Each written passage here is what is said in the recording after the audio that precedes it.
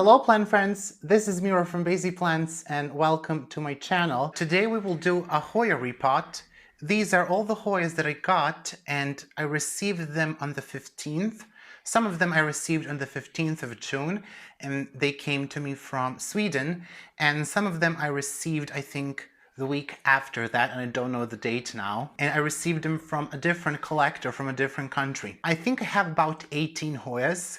3 of them are already potted up, and we're not gonna pot all of them today because some of these guys are not ready, but many of them are. Some of them are over that point of being ready. I have the mixes here. Well, not the mixes, I have the individual components here, but today I will make a different mix than I usually do because I wanted to try something new. I will also be using different pots than I usually do.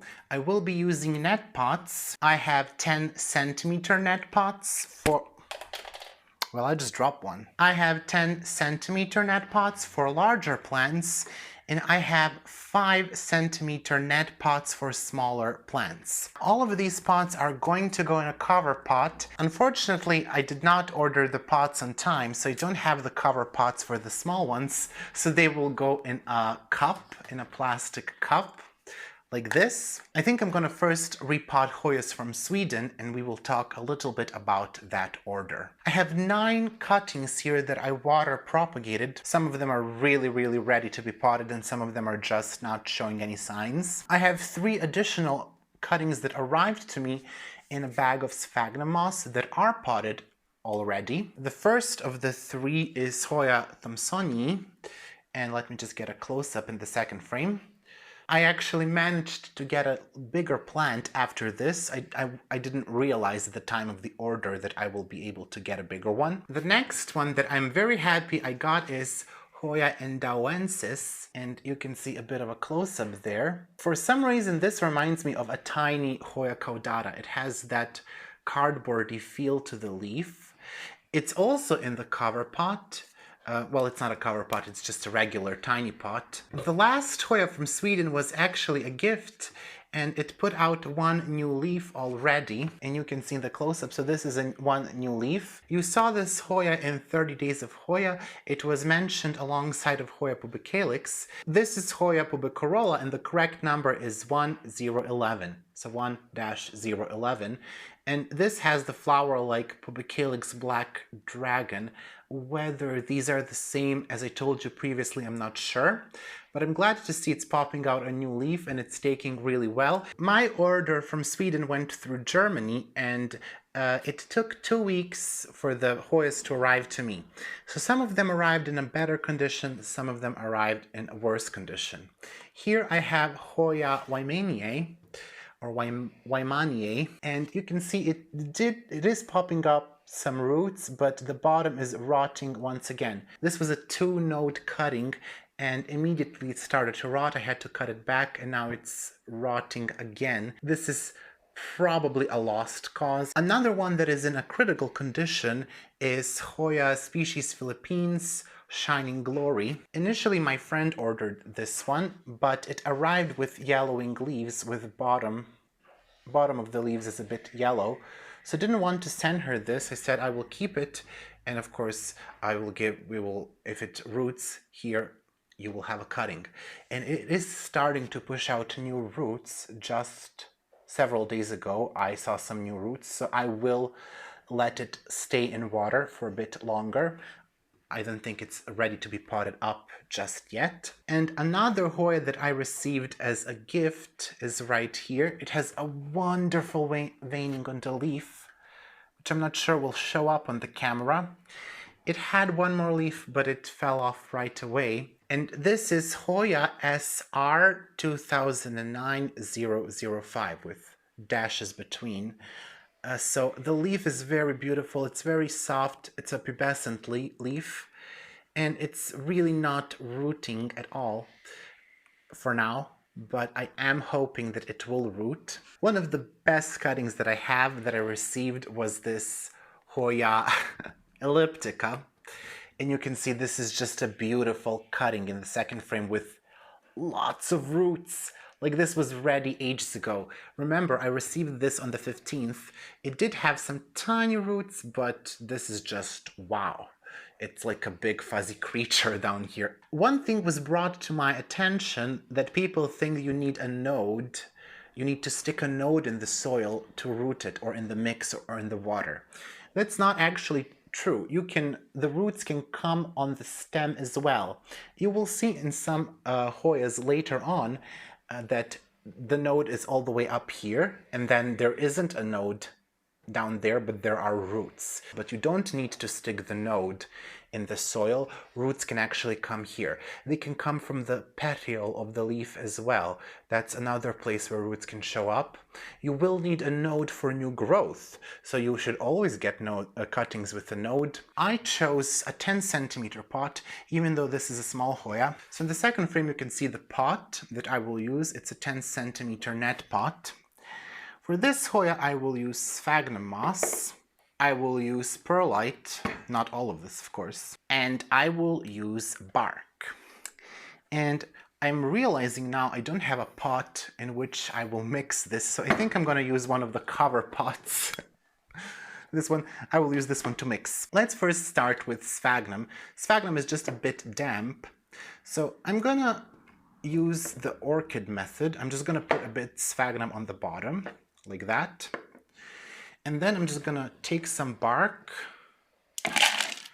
place it in the cover pot because we forgot a mixing bowl, and put some perlite there. I don't think perlite is really necessary in this case, but as I previously told you, I kind of have an issue with perlite. I like to use a lot of perlite. So I'm gonna put some of that perlite and bark mix down there.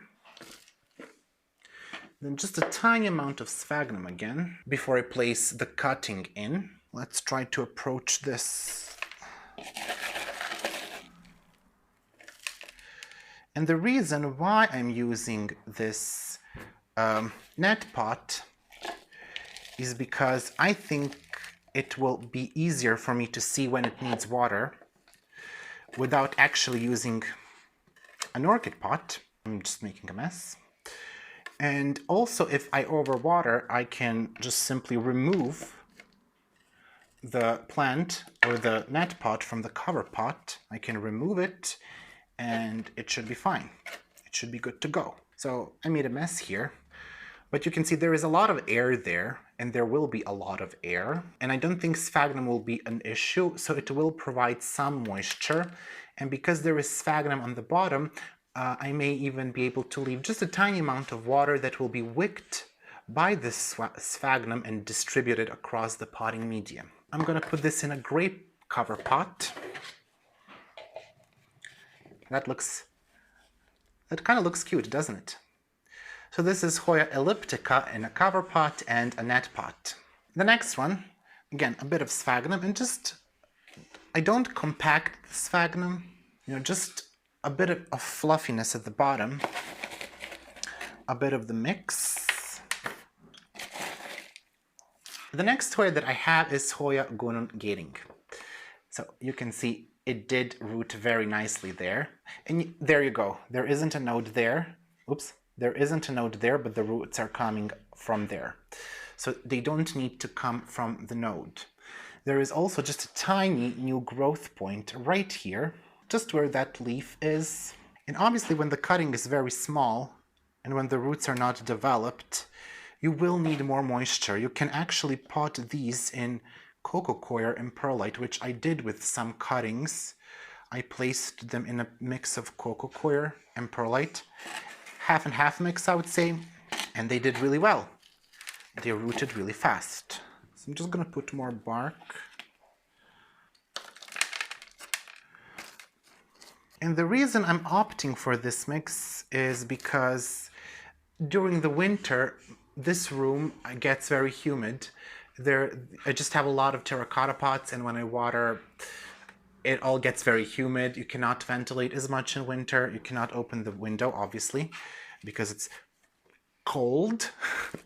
So you cannot do that. And I'm always worried about my Hoyas rotting in winter, even though I don't water that much. So I think this will be a good solution for that. And I might need to water more in summer. I may need to water even twice a week in this setup. So which I will have to do. That's something that I will have to get used to. Now let me pick a pot for this. Do you think a pink one? I don't really like pink, but I kind of think this words. I don't really like pink, but I think this kind of looks cute. Somewhat cute. So that's Hoya gunung gating. Yes, just tug on it like that. Another plant that I will not be repotting today is Hoya rotundiflora. The roots are still very small, and this one will go in the 5 centimeter pot. So I'm not gonna pot it up today. I will wait a couple of more days for it to develop more roots, but this plant arrived in perfect condition. It's excellent, and I really love this plant. I wanted to get it for such a long time, and I'm happy I could. This is Hoya patella pink. It has very nice, slightly pubescent leaves and tiny roots there. I was actually surprised that the stem is so thin. I don't know what I expected, but not that.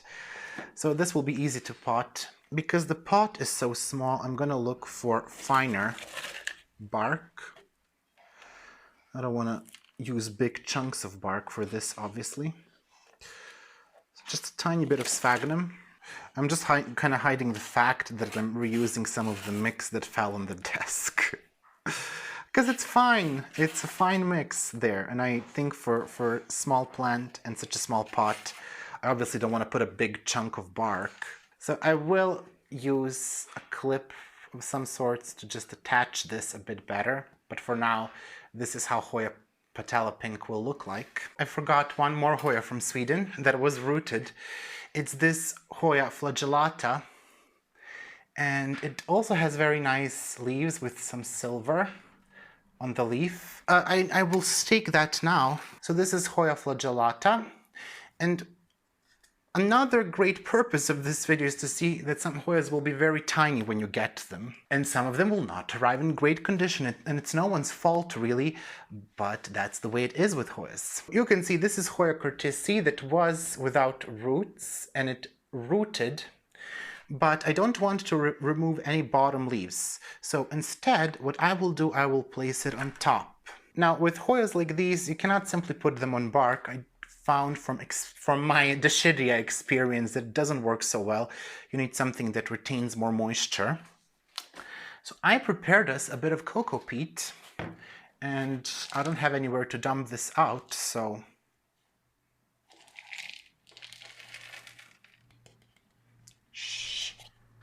I will clean it up anyways. I want to mix equal parts of cocoa peat,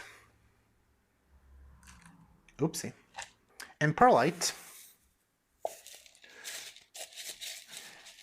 And this will not be the permanent mix, this will just temporary mix. Oh, I went too crazy with the perlite. And now I mixed in half of this for a tiny cup. So I found that for these type of Hoyas, like this Hoya curtisi, is to pin them down. That seems to work best. I'm not gonna compact anything here. I'm just gonna do this. Obviously, if you haven't noticed, I make a mess when I repot. A piece of wire, and I take 2 small thingamajigs, make a U shape like that. So you make a U shape, the first one. I don't think anyone needs a tutorial on how to make a U shape. Jesus. I don't think anyone needs a tutorial how to make a U-shaped thing. So you can see these are the roots here. So I will just put this Hoya, make sure that the roots are somewhat touching the mix, the potting mix. And Hoya curtisi is also one of those Hoyas that doesn't like to be watered way too much. So in this setup, one will need to be very careful. And just another one here. So some of the roots are in the mix, Some of them are not. And I will just mist that from the top. I don't think I will water it, just to keep the moisture on the surface. And of course a bit down there. The last one is Hoya mitrata. Now, from what I read, Hoya mitrata likes to dry out a lot between waterings. And this plant also has a symbiotic relationship with ants. So you can kind of see on the leaves. I think these leaves just lay flat against the tree. This part broke off, so I will just clip that. I don't need it. I stabbed myself. So I'm just gonna try to preserve all the roots. There you go. I don't need that part because it broke. I'm slightly concerned about myself. So just a bit sphagnum moss on the bottom. I saw that some people grow this Hoya on a piece of bark, on a piece of wood. So I do think she will like this setup. I don't think this will be an issue, especially since it doesn't like water all that much. Which is very surprising. You would never say that because the leaves are very thin. It's not something that you would expect. I will put a bit of sphagnum there. Obviously a bunch of perlite. This one has a nice pinkish flower, so let's put it in this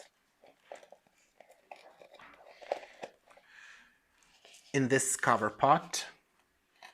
And that concludes our Swedish order. I guess one important thing I forgot to mention is the water that I'm using. It's distilled water, but it's not just distilled water. It is distilled water with super drive, and in some of it there is algamic. Now we will move to my other order. This order wasn't so good. I did unboxings for both of these, but I did not post them because, well, the sound was not very good. And they didn't look so great. But this other order, I will insert a clip.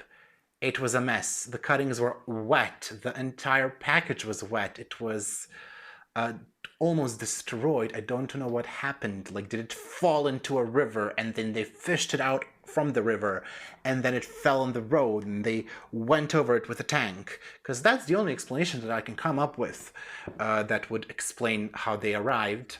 Some of them did lose leaves because the leaves were broken and then they just dropped within a day or while I was unpacking. So it didn't look very good. And I will insert a video, a part of that unboxing. It says that the shipment was damaged. Oh, great. That it arrived, paper wrapping, the shipment arrived wet. That doesn't sound good. Inside is all wet paper. Is it? Oh, it's moist. Oh, it's disgusting. And it's starting to mold. What the heck happened? It's like a Hoya mess of cuttings. And this says Hoya incrusata variegata. The camera doesn't really show it, but the leaf is on the edge slightly, I would say pale green. It should be yellow. I don't know why it's like this. I definitely see that it is the variegated one, but I don't know. That works out well. Hoya incrusata. This is Hoya archboldiana. And this one lost a leaf. I'm hoping it does have nice roots. And you can see here, it's not coming from the node. So it doesn't have to come from the node. I can actually make two cuttings from this one. This one can go in the mix, and then this could be a separate cutting. But this one doesn't have so many roots. So I'm just gonna choose to pot it as one plant. I also wanted to discuss the future videos. I was thinking many things. I was thinking that I should post videos twice a week from now on. I hope that will be possible for myself. Let's not make promises I can't keep. But I was hoping to post twice a week. On Wednesdays, I wanted to post about Hoyas, maybe like Hoya updates and stuff like that. Maybe I will make a different series, but I would like to make Wednesdays Hoya Wednesdays And then on Saturdays, I would like to make videos about some other plants, because believe it or not, I do have other plants. I have a lot of violets, I have orchids, I'm trying to find a pot, I have aroids, so Hoyas are not my main thing. I mean, they are my main thing, but I have other plants too. So I think those could be cool as well. So Hoya, what was it? Archibaldina, I think this is the pink one, is finished. So let me know what you think about that. The next Hoya is very beautiful. It has that favorite thing of mine with a very pronounced veining. This is Hoya aliona. I'm still unsure what this Hoya exactly is. I was able to find two different pictures of the flower for this Hoya, so maybe it goes under a different name. We shall see. This is Hoya aliona. Let's see, the next one could be this Hoya viola. And it actually started to put out a new leaf there. Just for anyone wondering, I do not recommend this mix yet. When I try it out for like several months, then I will recommend it, or not. We will see. I don't think it should be bad, but who knows. So this is Hoya viola. The next Hoya is Hoya fungi. You can see it here. This one did lose a leaf, unfortunately. It didn't go so well for this guy. So Hoya fungi. The last Hoya that I have is Hoya fichi. So you can see this one. This is a very decent size cutting. This one will go in the 5cm pot. Yes, spill the mix on yourself, please. None of that got into the pot. Like you don't see, but all of that went just around the pot. I'm doing a great job. Ta-da! Am I amazing or what?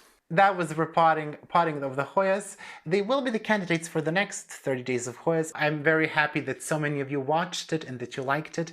There will be one more video to recap the series, to just finish it off. Yeah, thank you for watching the series. All the nice comments really meant to me a lot. I hope that the videos were helpful.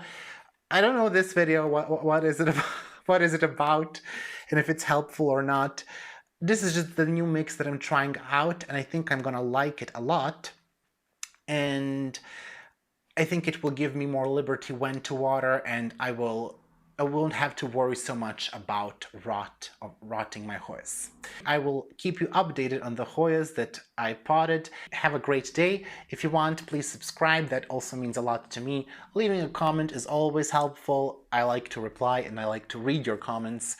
You can also follow me on Instagram at basie.plants and just share your thoughts about things with me there, or here, or don't. Thank you for watching. See you in the next video. Bye!